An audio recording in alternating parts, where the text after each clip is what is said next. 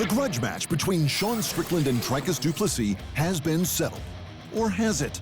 Du Plessis bulldozed his way through the middleweight champ to become South Africa's first UFC title holder.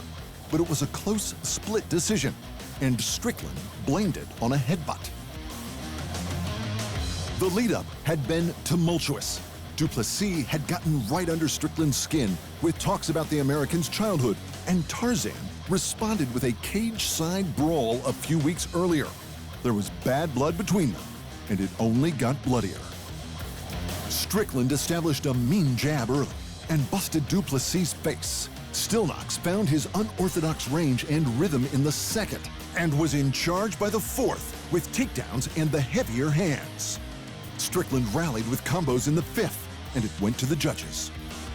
All three scored the first and fifth to Strickland, and the second and fourth to Du Plessis.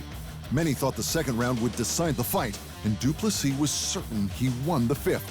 But it was actually the third round that decided the bout, and two judges gave it to the South African. Strickland has since gone online on multiple occasions to blame the loss on an accidental headbutt that caused a nasty cut over his left eye.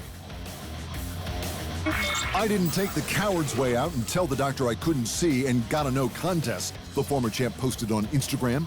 "The only reason why you took a round from me is because I couldn't see. I won that fight. The world knows I won that fight. Except that doesn't really make sense." The suspected headbutt Strickland posted happened in round 4, after Du Plessis had already taken 2 rounds. So Du Plessis is now moving forward, to the past. "There was another guy who tried to take my shine," the new champ said in the cage after his win. "He lost his shine. Now I have your shine. You didn't get into the cage tonight, but Israel Adesanya, get your ass back in the UFC so we can settle the score." Before this bout, Du Plessis was in line for a fight with the former champ Israel Adesanya, and the two had been having an intense back and forth about the legitimacy of their respective African heritages. Du Plessis, however, suffered an injury and was replaced by Strickland, who got the upset win. Adesanya watched their fight at home, heard the call-out, and responded. Now he is the 4th African champion in UFC history. So congrats to my African brother, Dricus du Plessis, as he said on his YouTube channel.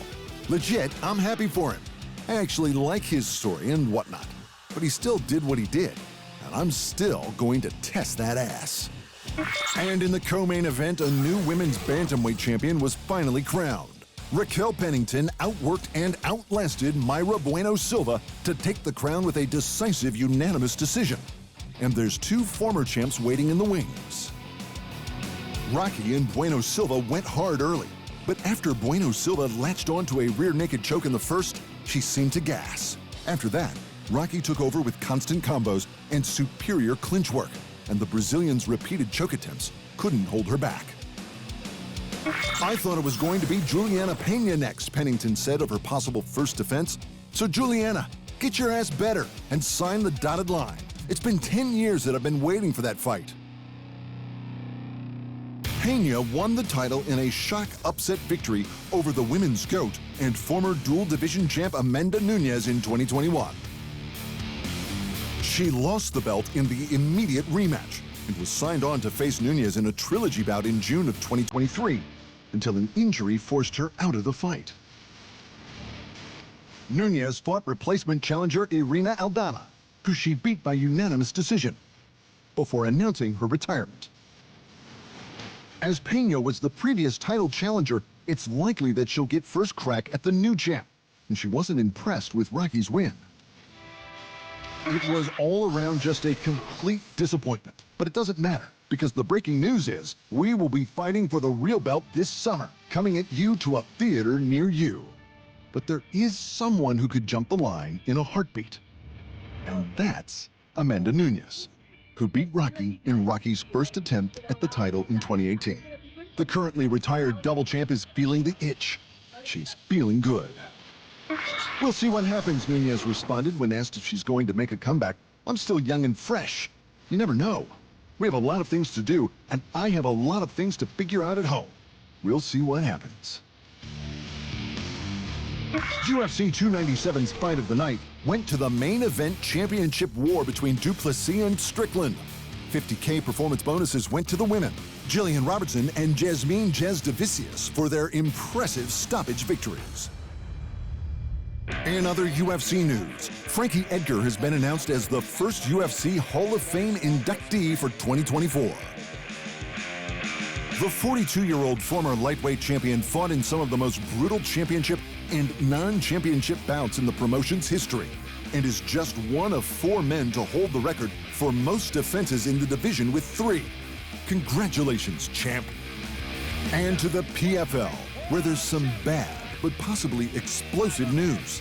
The 2023 welterweight season champion, Magomed Karamov, who was set to face the Bellator champion Jason Jackson, has been forced out of the bout with an injury.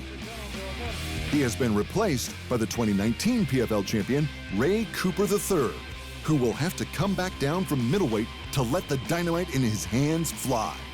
That bout is set to take place this February 24 at the PFL vs. Bellator Champions event in Saudi Arabia. Thanks for watching, and remember, if you want more fight sports in your life, just hit the subscribe button.